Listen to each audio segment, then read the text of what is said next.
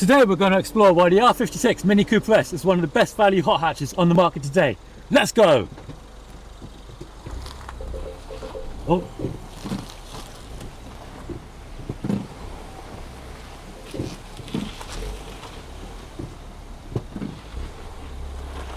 Let's go! So, a quick intro to this car. It's a Mini Cooper S JCW. So it's not a John Cooper Works, which means you get all of the kit, but none of the extra go. You also don't get the bigger brakes, which I really appreciate because these have caught me unaware on Farmer John's private country roads. Not public roads, of course. I'd never drive in such a manner. Something else you get are extra pops and bangs on overrun, which everyone loves. Plus you get the John Cooper Works traction control.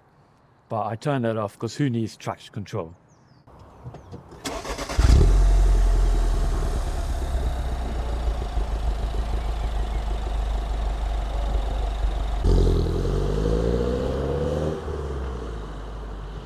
With maximum torque from 1600 RPM, this is a great little car around town. Very nippy and agile thanks to its compact size. However, it's also great fun when you get to stretch its legs thanks to having 181 brake horsepower and relative light weight. It also really punches up when following faster cars on Farmer John's private twisty country roads. Although that might be my excellent driving. Oh, it's the car. Okay then. Well, it doesn't handle like a go-kart.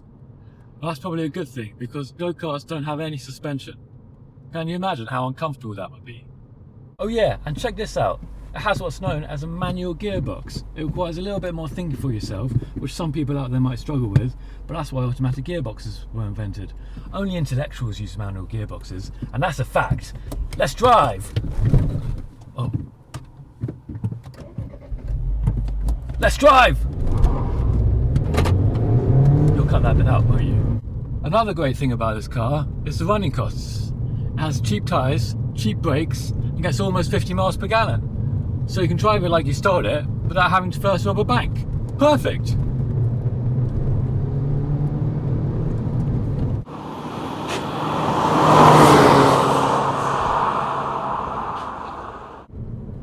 They also follow the same ethos as Porsche, in that each new generation looks like the last. So it looks like you're driving around in a much newer car than you actually are to a lot of people who don't know the difference.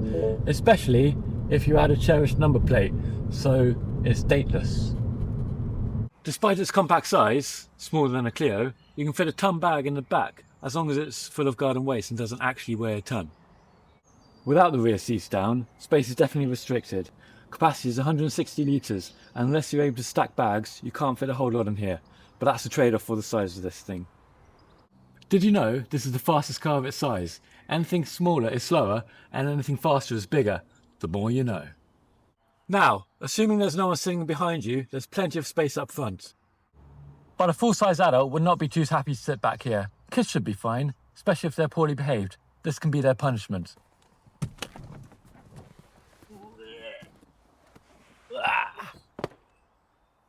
Talking about kids, there's plenty of headroom, plus the seats fold quite far back. So, for the price of the optional carbon fibre trim on a modern hatchback, you get a whole car. Why is this car so much cheaper than its contemporaries like the Clio 197 and a Fiesta ST?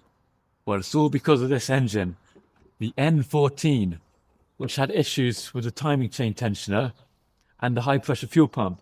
However, from 2010 onwards, like this car has, they got the N18 engine, which fixed all the issues except for carbon buildup, which all direct injection engines suffer from.